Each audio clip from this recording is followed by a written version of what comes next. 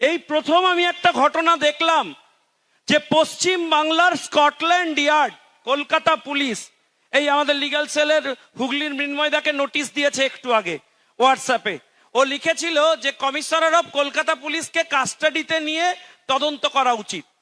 বলেছে যদি আপনি ক্ষমা না চান তাহলে আপনাকে গ্রেপ্তার করে নিয়ে যাব। ক্ষমতা থাকলে এখানে বসে আছে, কলকাতা পুলিশকে ওপেন চ্যালেঞ্জ থাকলো, পারলে ধরে নিয়ে যান বাপের বেটা, দেখে নেবো আমরা। এই ঘটনায় ভাই কলকাতা পুলিশকে রাখছি না, নোটিশ পাঠাবে প্রেমপত্র। আমি তো ভয় পাই কলকাতা পুলিশকে, খুব ভয় পাই। তা আমার প্রশ্ন, আপনারা লক্ষ্য করে দেখবেন এই ঘটনা একটা দারুণ ঘটনা ঘটেছে। কি ঘটনা না, ছেলের জন্ম হলো না, তার আগে অন্নপ্রাশন খাওয়ানোর নেমন্তন্ন করে দিয়েছে কলকাতা পুলিশ। হাসির ব্যাপার, কিন্তু ব্যাপারটা অত্যন্ত সিরিয়াস।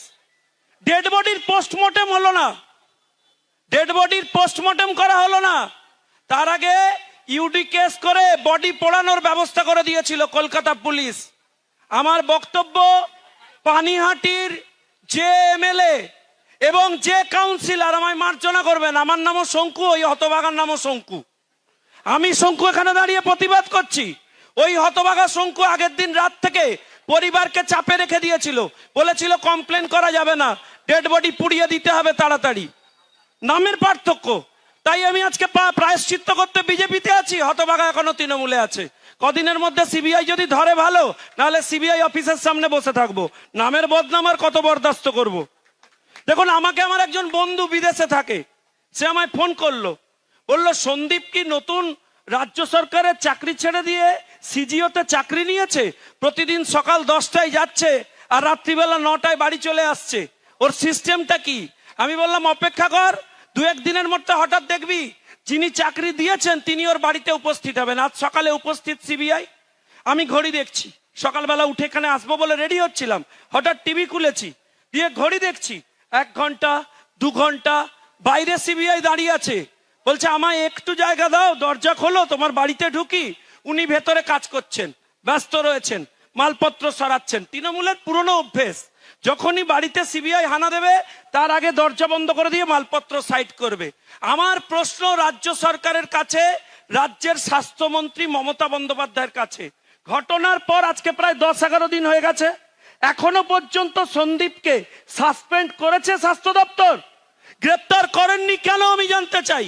ভাই, বীরভূমের লোকেরা এখানে বসে রয়েছেন, আপনারা দেখবেন বীরভূমে যখন সিবিআই তদন্ত শুরু করলো তখন ওখানে একটা মামলা তৈরি করে দিল, যে মালটাকে ধরলে আসল খবর বেরোবে তাকে পুলিশ ভেতরে নিয়ে যাবে। সন্দীপকেও এই রাজ্য সরকারের পুলিশ একটা তদন্তের নাম করে আর্টিফিশিয়াল মামলা দুর্নীতির নামে তৈরি করেছিল, যাতে সিবিআই এর কাস্টাডিতে যাওয়ার আগে সন্দীপকে কোলে তুলে নিয়ে গিয়ে লালবাজারে রাখতে পারে আর সমস্ত ঘটনা ধামা চাপা দিতে পারে। তাই যারা এই চেষ্টা করেছিল তাদেরকে কেন গ্রেপ্তার করা হবে না, এই মঞ্চ থেকে আমি প্রশ্ন রাখতে চাই।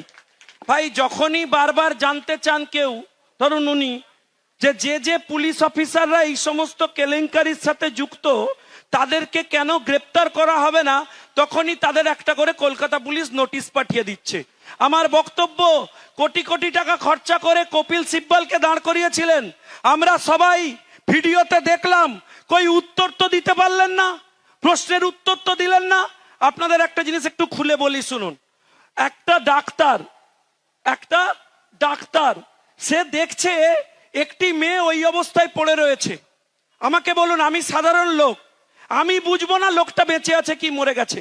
একটা ডাক্তার সেও বুঝবে না বেঁচে আছে কি মরে গেছে? পুলিশ লিখেছে আনকনসাস অবস্থায় পাওয়া গেছে, অচৈতন্য অবস্থায়, তখনও মারা যায়নি। কি তরুণ, ঠিক বলছি কিনা? তো যে হতভাগা ডাক্তার এটা করেছিল, সে হতভাগা ডাক্তারই ওই কলেজের প্রিন্সিপাল, নাম সন্দীপ।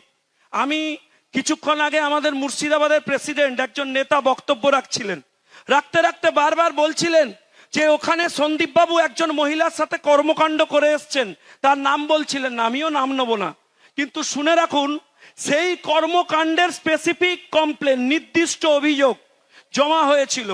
মুর্শিদাবাদ মেডিকেল কলেজে একজন হাউস স্টাফের সাথে অভব্য আচরণ করেছিলেন এই সন্দীপ বাবু।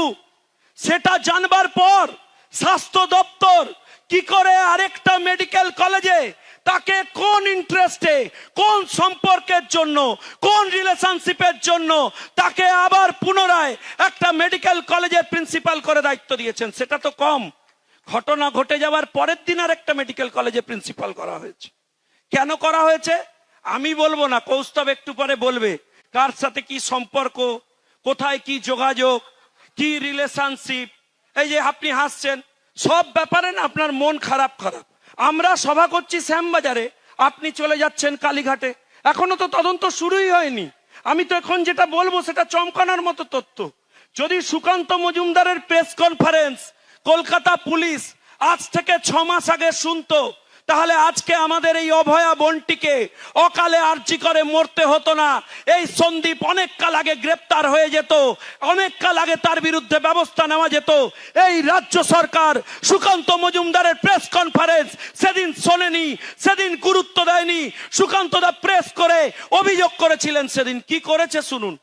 এই যে হাসপাতাল থেকে বর্জ্য পদার্থ বেরোয় নোংরা, সেই বর্জ্য পদার্থের টেন্ডার দিয়ে দিয়েছে একটা কোম্পানিকে।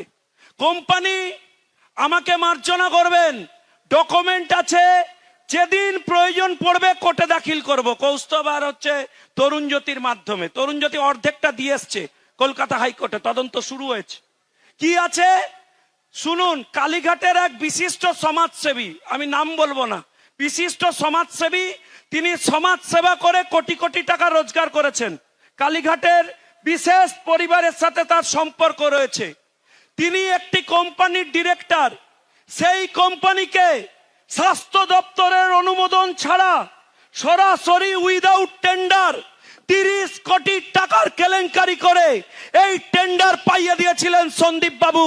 এবং সেই রকমের খবর চাপবার জন্য আজকে অকালে এই বোনকে হত্যা করা হয়েছে বলে নির্দিষ্ট অভিযোগ করছি। তাই এই ঘটনার তদন্ত চাই।